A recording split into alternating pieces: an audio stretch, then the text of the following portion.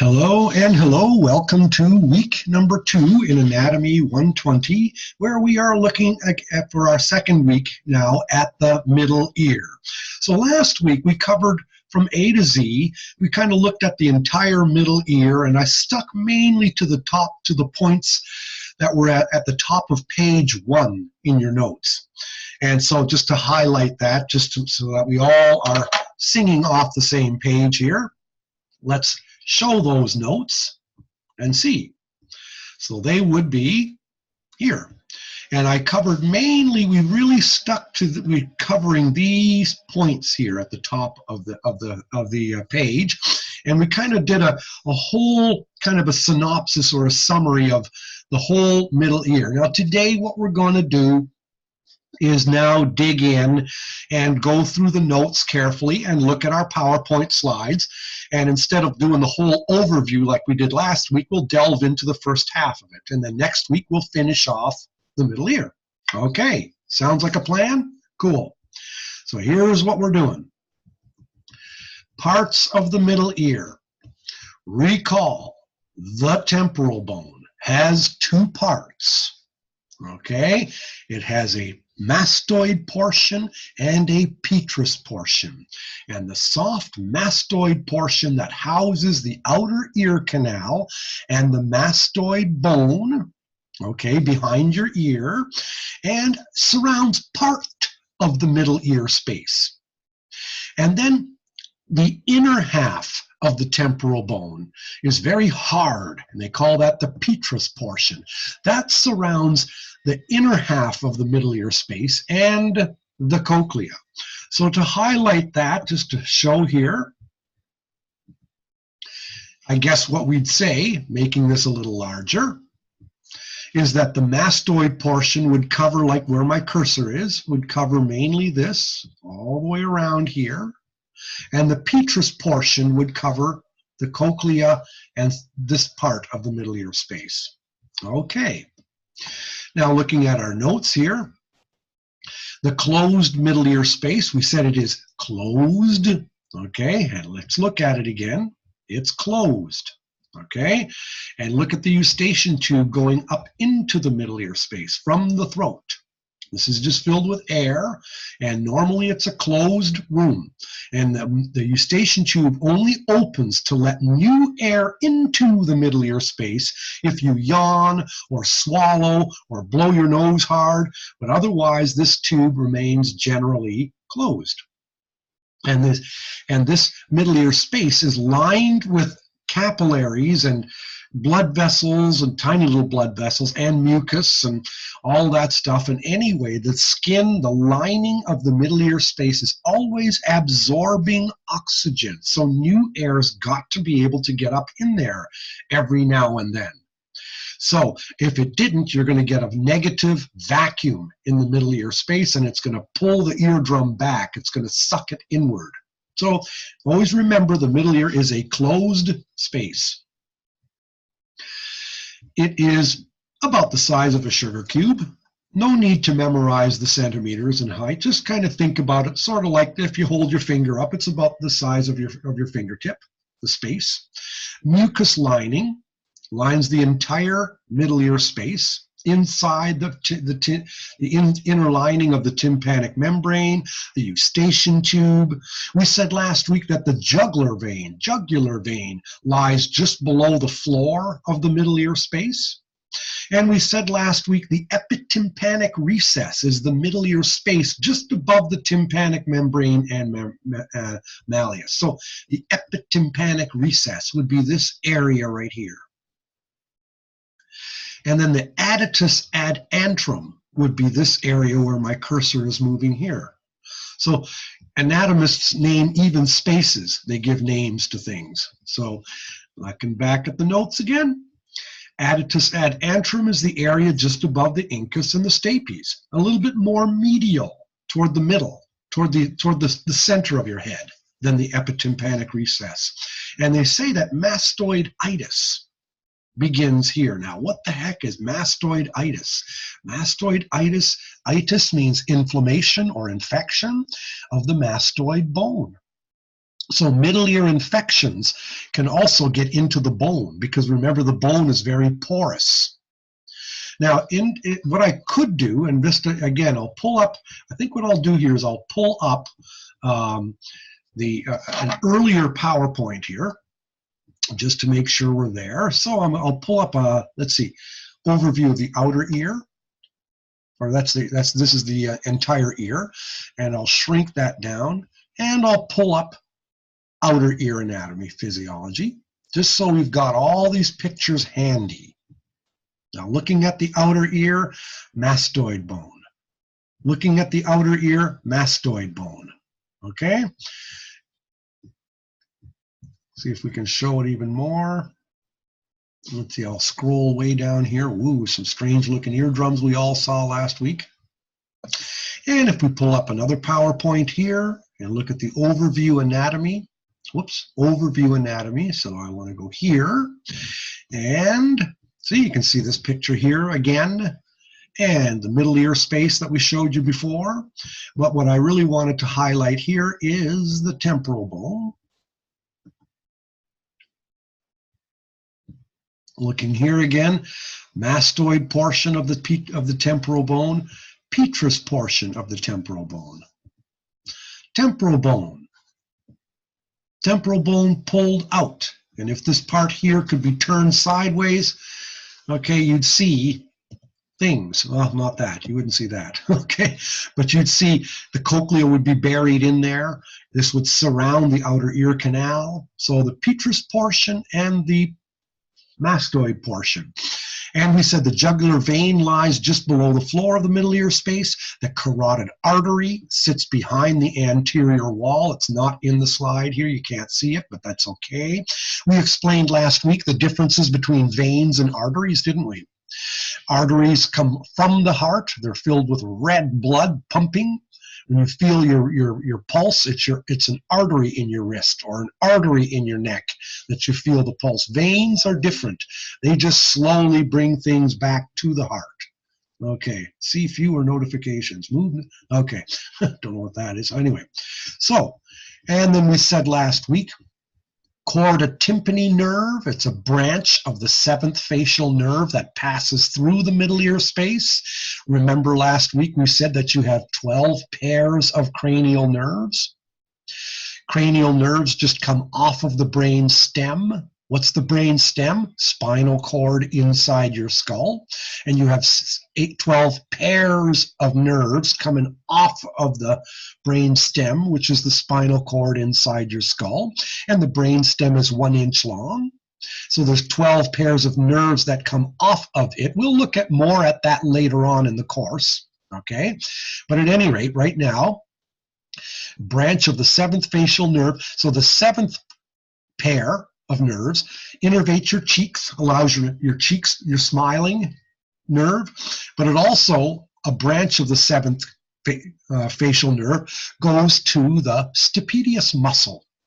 And we said there's also another pair of nerves, the 5th pair of cranial nerves. And that innervates the muscle in your middle ear space called the tensor tympani.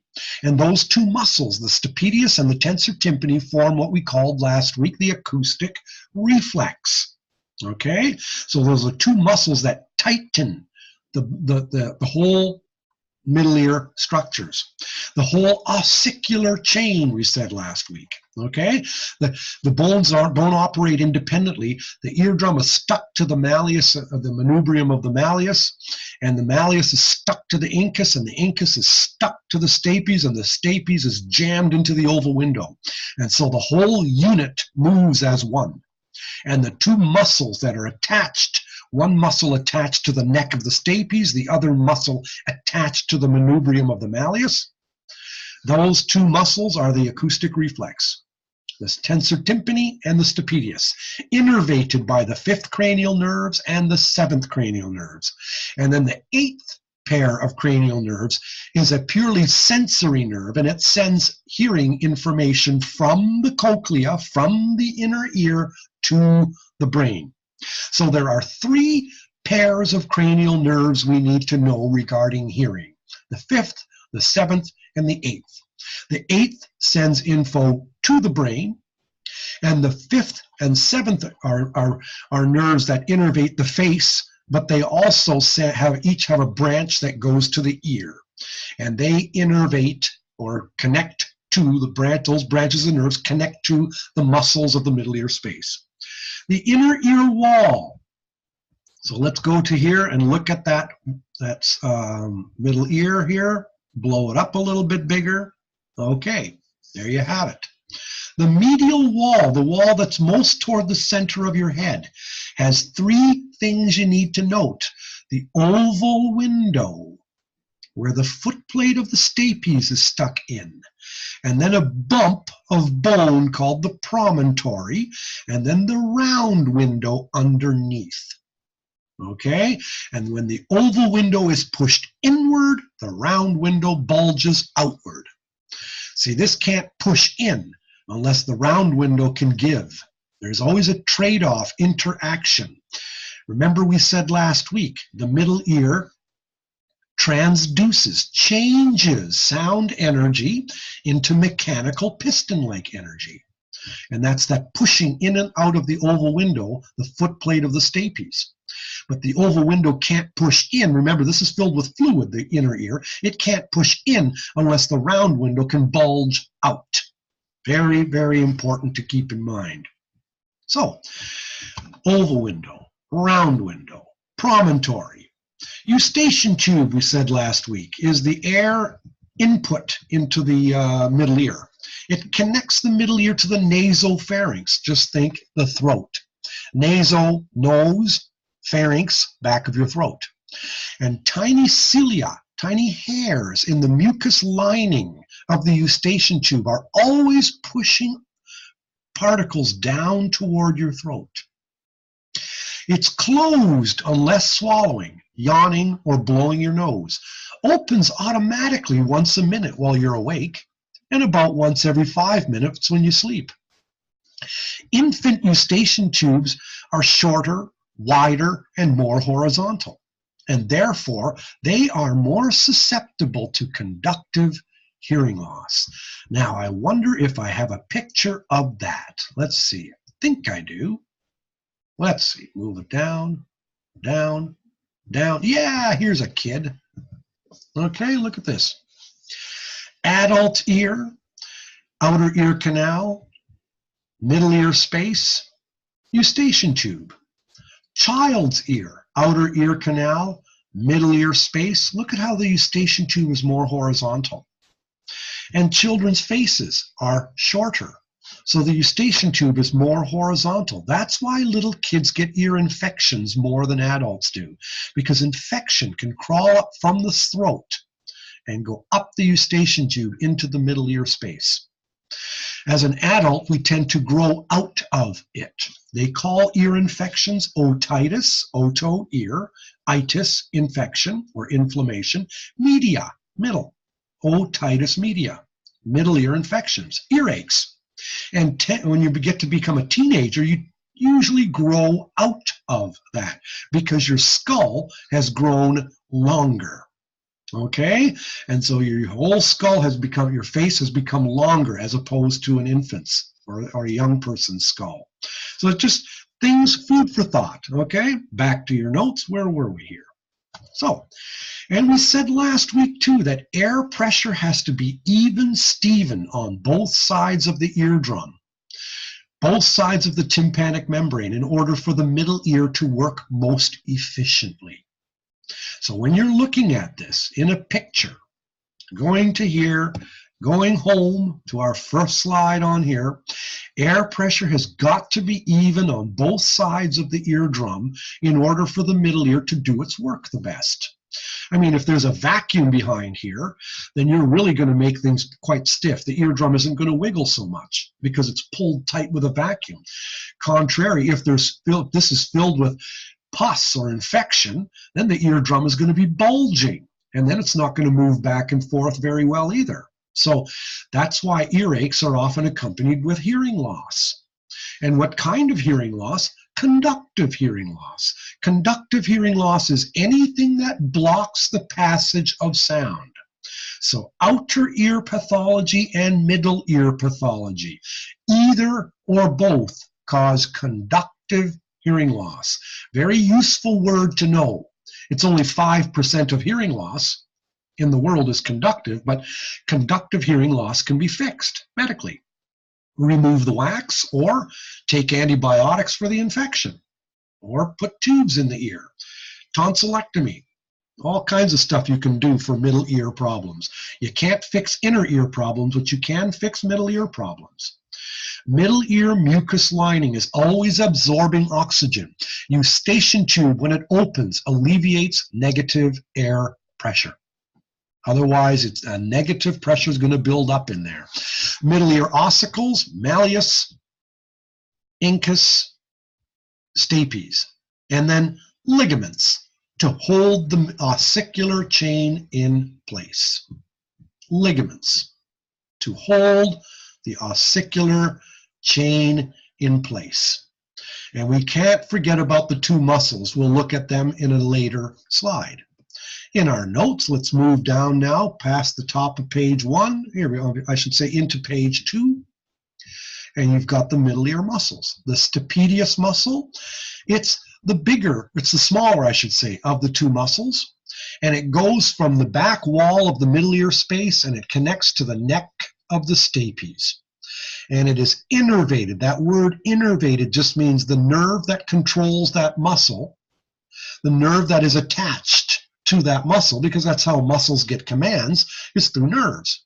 Okay? Nerves are connected to muscles. They tell the muscles to contract.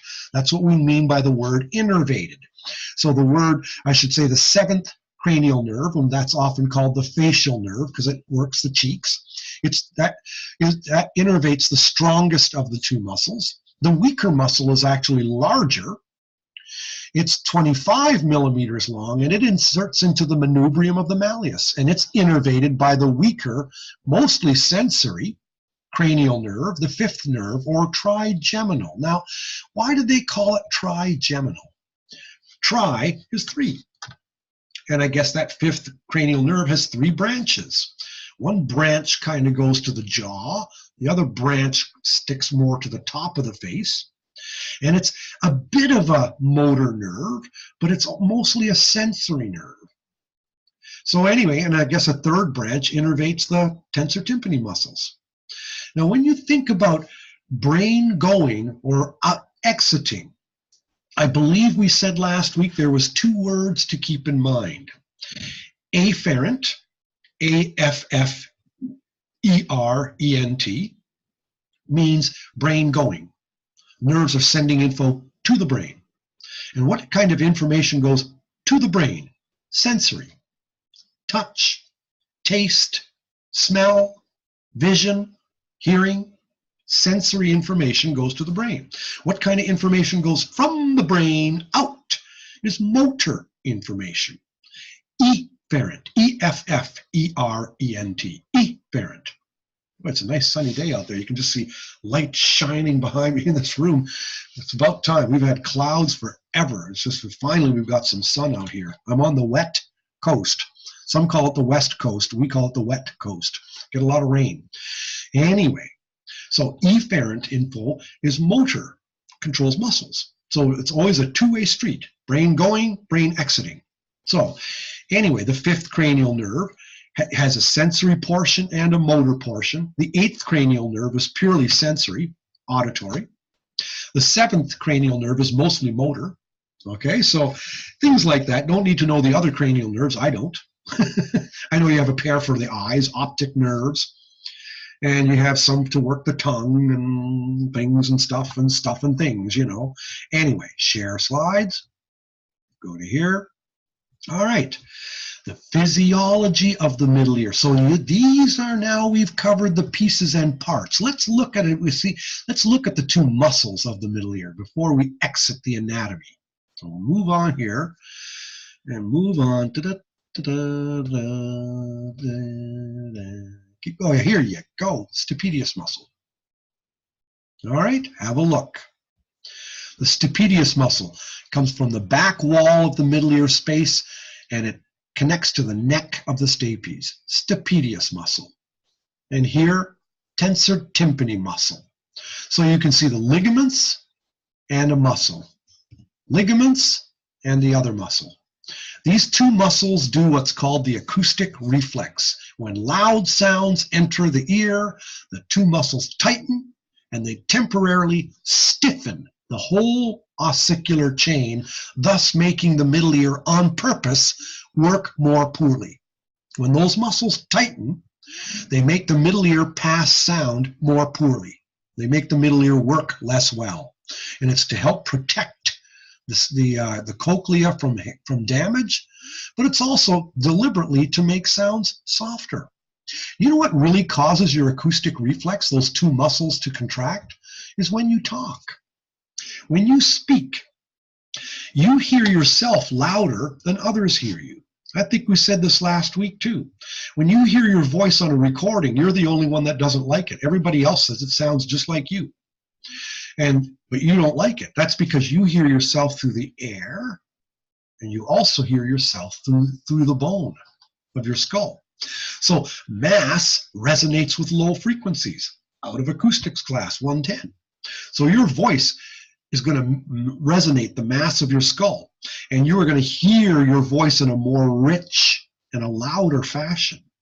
So what's average speech? In intensity, about 65 dB SPL. Okay? You hear your own voice about 85. And that's enough to kick in the acoustic reflex. So the acoustic reflex often is occurring while you talk. And what the purpose is to reduce the loudness of your own voice to you while you talk. Weird, huh? It also works when you're chewing, loud chips, watching TV. Then people say, I can't hear. Well, yeah, stop chewing the chips. A, the loudness of the crunch masks the television. You can't hear it. But B, you're causing your acoustic reflex to kick in all the time. Just thought I'd tell you. Okay, share screen and go to the notes. Okay, here we are. So that's the acoustic reflex. So let's look at our notes again here. Physiology now. So you've studied all the pieces and the parts. We've covered the anatomy. Now let's look at physiology of the ear. Make sure we've got the anatomy down, okay? We've looked at the inner skin of the tympanic membrane is continuous with the lining of the middle ear space. So let's go to just make sure we've got all of this down. Whoops. Well, the inner lining of skin of the tympanic membrane is continuous with the lining of skin in the middle ear space. And let's see where else we can find that here. Oh, here's another picture, though, of your middle ear ossicles, the ligaments. Whoa, that happened there. Okay, maybe it'll show up better this way. That's a weird, there it is, that's better. So you're looking at malleus, incus, stapes. Here's the ligaments holding the ossicular chain in place. And here they're showing you the tensor tympani muscle. And here they're showing you a piece of the stapedius muscle. And the lining, the eardrum, we said, has 3 layers. An outermost layer, an innermost layer, and a thick fibrous middle layer. It's the only piece of the anatomy that retains all the original 3 layers of the embryonic disc when you were inside of mommy at about several days gestation. Okay? So those ectoderm, mesoderm, endoderm. Ectoderm forms eventually into skin and nerves.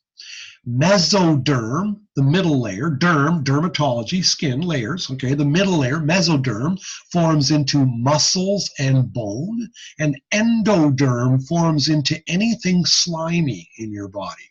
Your guts, your organs, the inside of your cheeks, in middle ear lining, all that stuff, okay? So, the middle ear space, all the pieces and parts. So now you know the jugular vein goes beneath here, carotid artery is somewhere around there. Those are 2 big blood vessels, but they're not being shown here. Here you can see sort of a small, very light indication of the balance organs and the cochlea, the inner ear, which we will look more at in a couple of weeks from now. So anyway, looking at those muscles here, it says I quite like this slide. It's a good one. And let's see if I got another picture here. Nah, we don't there. That's okay. Looking at I think they were in the outer ear. If we look at the outer ear anatomy, yeah, here we go. There's showing you just sort of like a schematic of the 3 layers of the eardrum. Outer layer, middle layer, and then the inner layer shown in red.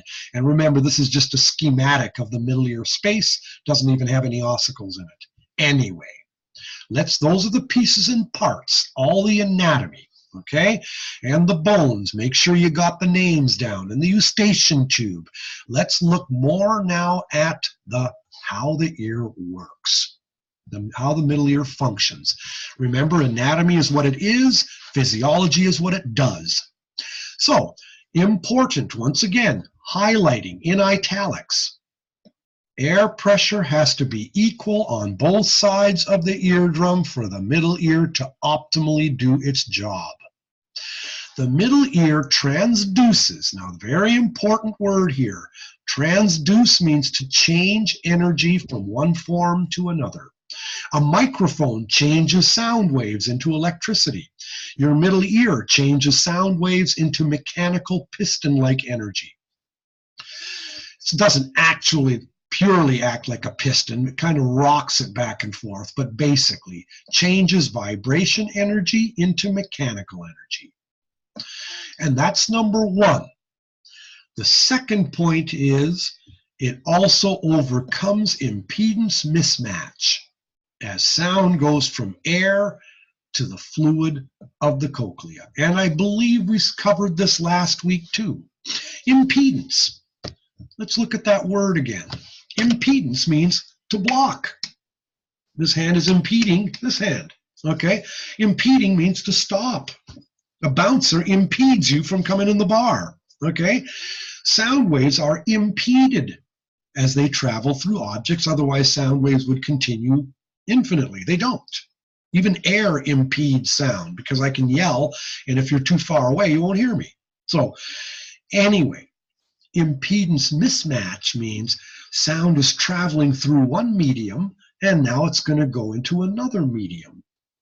Let's say I'm walking, and my feet are on the floor, and I'm walking in the room, and suddenly I hit a wall. Bang!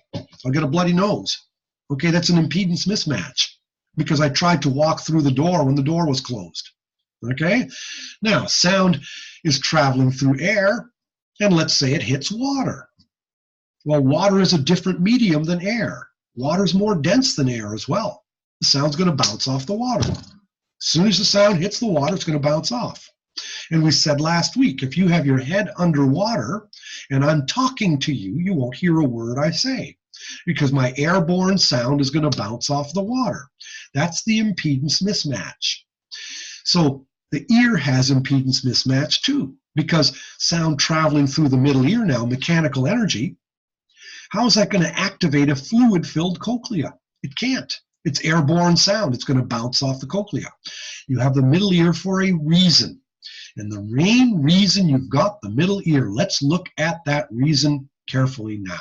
Today is the day we cover the physiology of the middle ear. So take notes carefully or follow this section very carefully. This is all quiz and midterm exam material. Here we go. And I even give you the example. Think of someone standing at the edge of a pool and you're trying to talk while the head's underwater. You won't hear that person at all. That person won't hear you at all. Airborne sound has to activate a fluid-filled cochlea. And please remember, sound waves don't go into the cochlea. They can't. You know why? Even if they did get into the sound waves, don't get into a cochlea. Remember, frequency is wavelength over, or I should say, frequency is speed of sound over wavelength. Wavelength is speed of sound over frequency from acoustics. So how long is a 250 hertz tone? Well, let's do the math. How fast is the speed of sound? 1130 feet per second. That's the speed of sound in feet. So and you're talking a 250 hertz tone?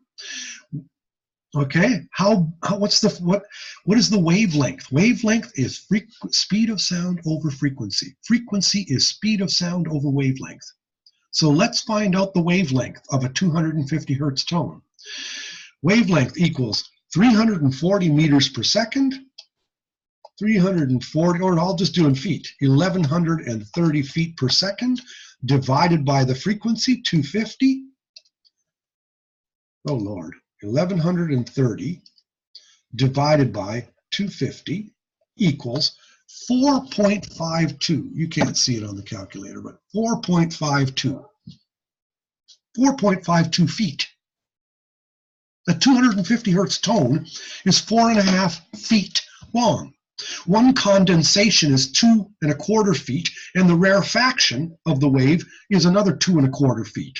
4.5. Good grief. How big is the inner ear? If you unroll the cochlea, how big is it? About this long, an inch. So sound waves that are 4.5 feet can't get inside a cochlea. They don't. Sound waves don't go in a cochlea. Sound waves activate a cochlea. Sound waves create fluid waves. And the fluid waves are called traveling waves. And the fluid waves, remember we said transverse waves?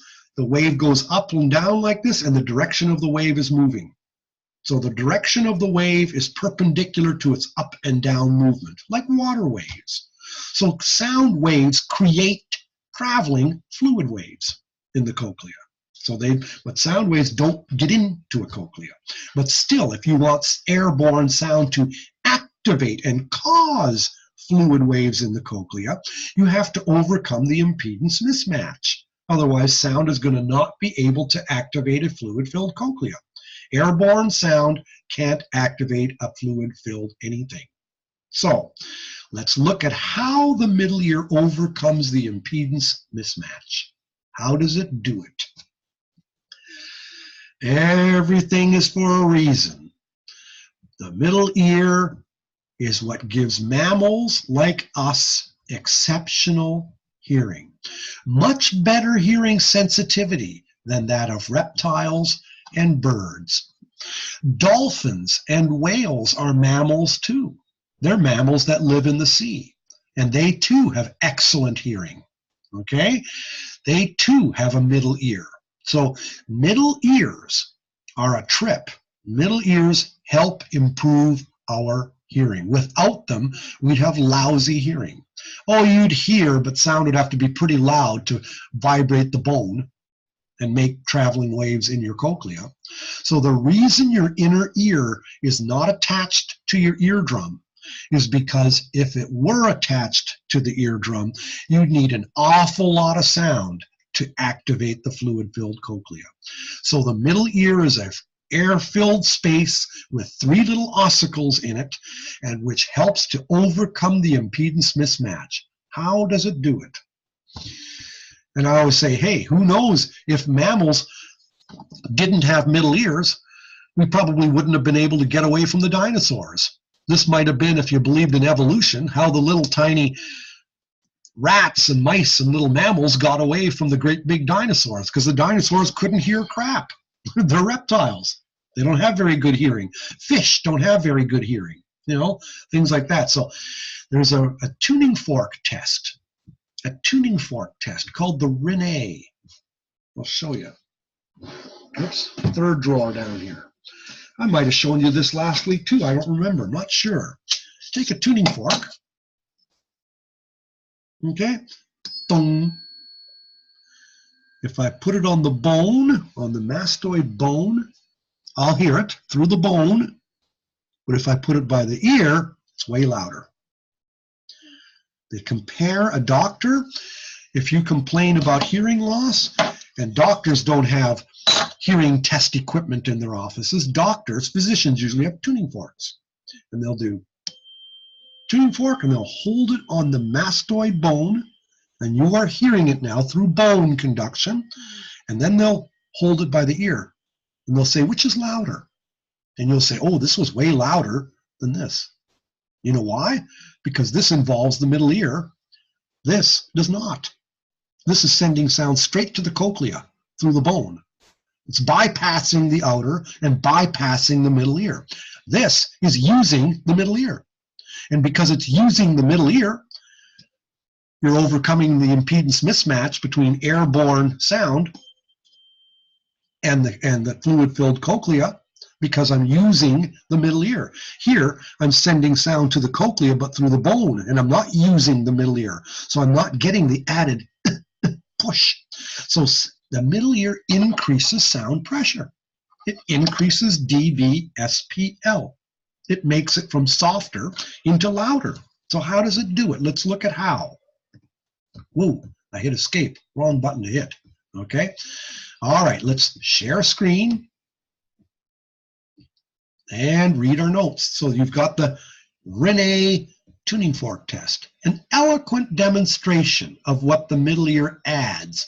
You're comparing your own hearing by air conduction versus bone conduction.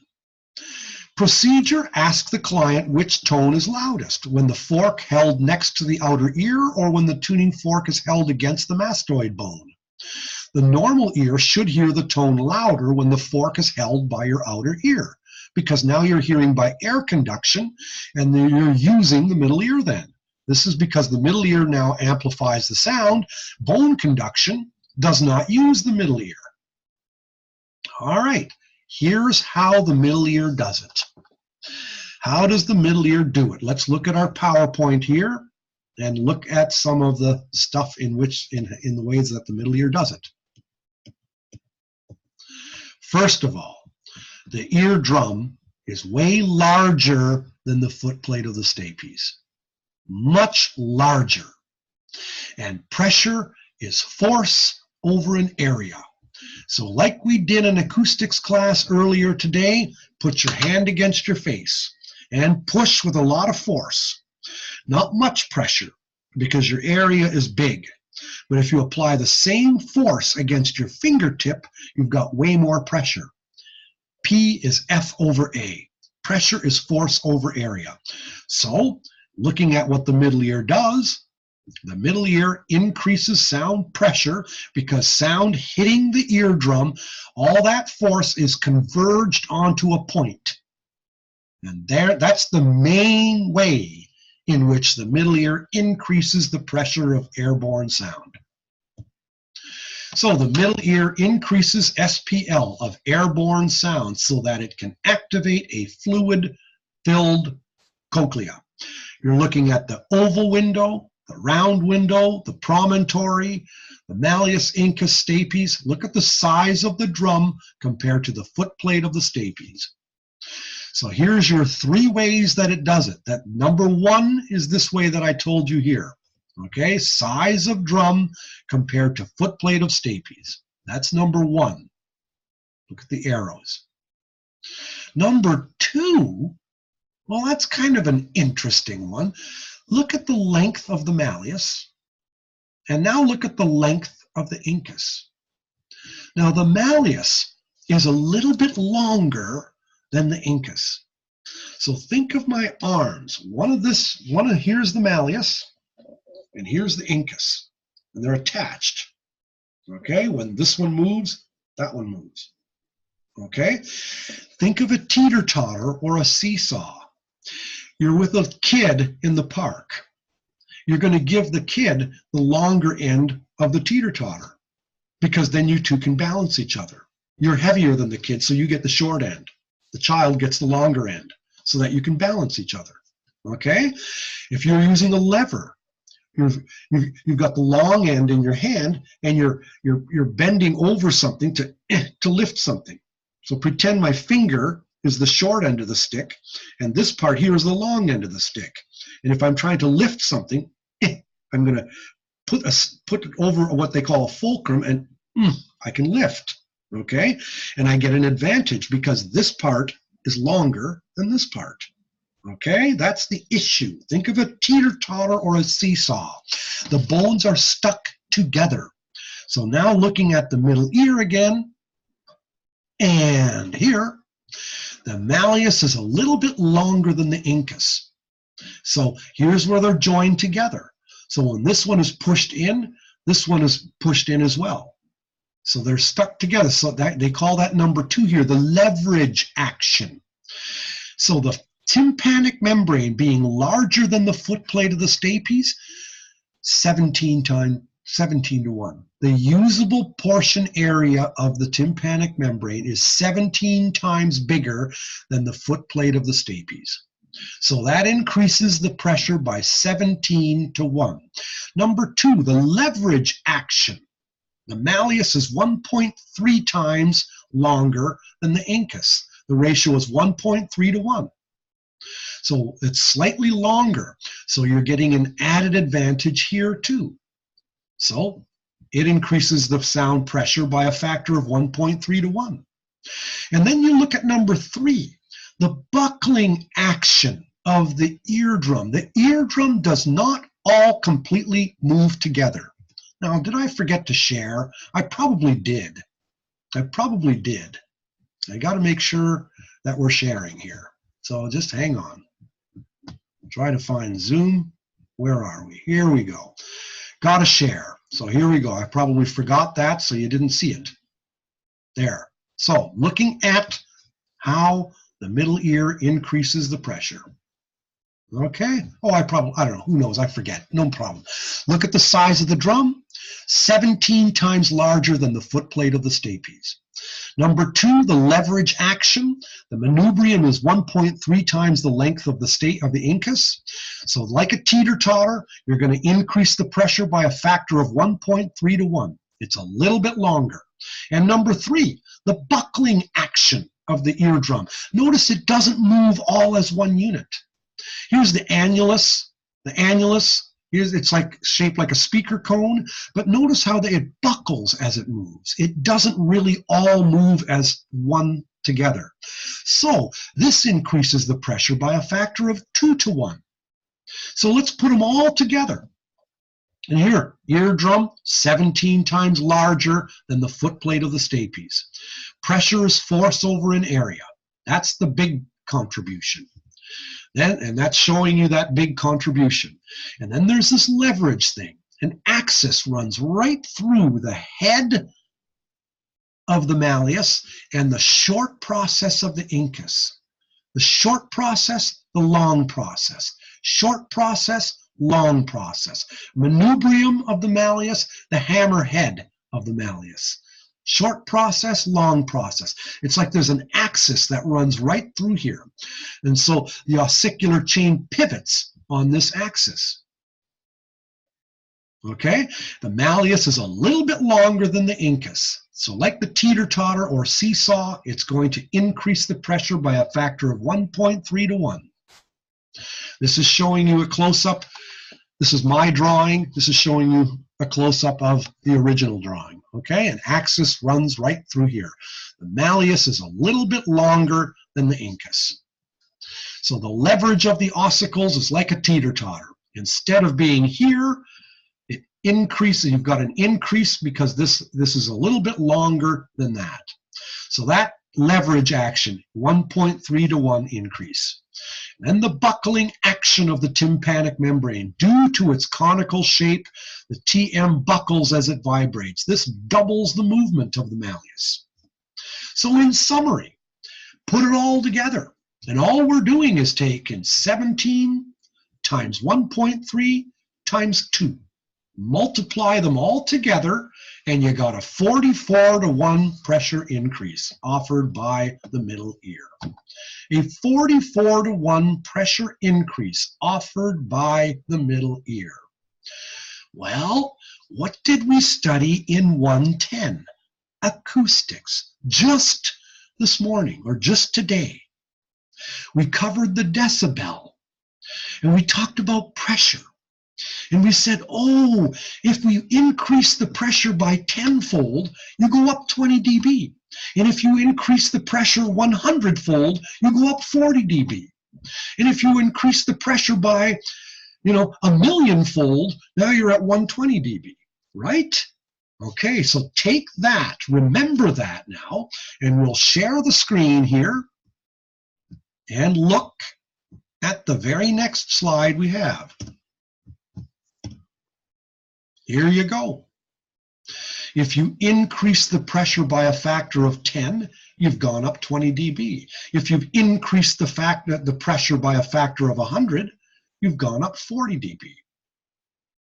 Remember, in acoustics this morning, we called this 0.0002 dynes per centimeter squared, 0.002 dynes per centimeter squared, 0.02, 0.2, 2.20, 200. Okay, so if you keep increasing the pressure by 100-fold, now you've gone up 40 dB. And we said, well, the middle ear increases the pressure by 44 to 1, the sound pressure. So 44 to 1 is somewhere between 10 and 100. And if we did the math, it would work out to about a 30 to 35 decibel increase. So that's what the middle ear does. It overcomes the impedance mismatch by about 30 to 35 dB. So remember the numbers here. 17 to 1 increase in pressure, 1.3 to 1 increase in pressure, 2 to 1 increase in pressure, multiplied together gives you a 44 to 1 pressure increase offered by the middle ear. And when you do the math, and from what we learned this morning in acoustics class, if you increase the pressure by 10-fold, you've gone up 20 dB. If you've increased the pressure 100 times, you've gone up 40 decibels. This is that logarithmic stuff we studied about the decibel this morning. So 44 to 1 increase gives a 30 to 35 decibel increase offered by the middle ear. Cool. So now we'll look at our notes.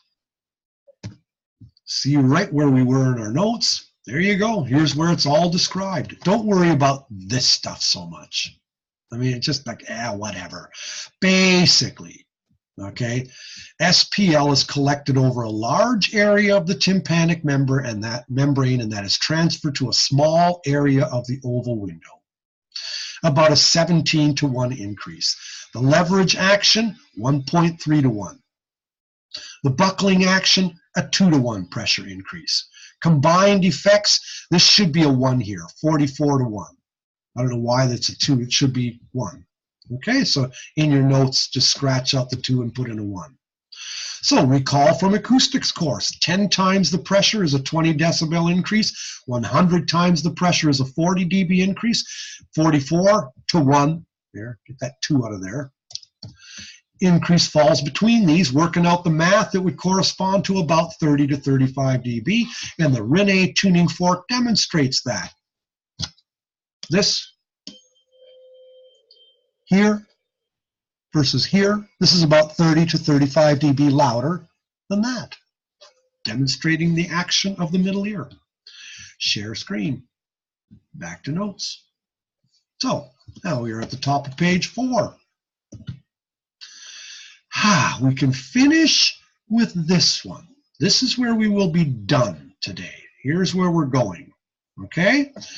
The maximum conductive hearing loss. What is, I'll stop sharing, the maximum degree of conductive hearing loss? Well, you'd think without a middle ear, you'd have a 30 to 35 decibel hearing loss because the middle ear increases the pressure by 30 to 35, increases the decibels by 30 to 35 dB. So with complete middle ear pathology, you'd think you'd have a 30 to 35 decibel hearing loss. It would take you 30 to 35 decibels to hear instead of hearing all the way down to 0 decibels, right? I mean, that's what logic would say. But the point is, the maximum degree of hearing loss you can get due to problems of the middle ear is actually closer to about 60 decibels with circumoral headphones. And if you used insert headphones sticking in the ears, you could probably measure a conductive hearing loss that's closer to 70, 75 dB. Now, what the heck is all that about? Why is that? Watch this. Share screen, go to our slides.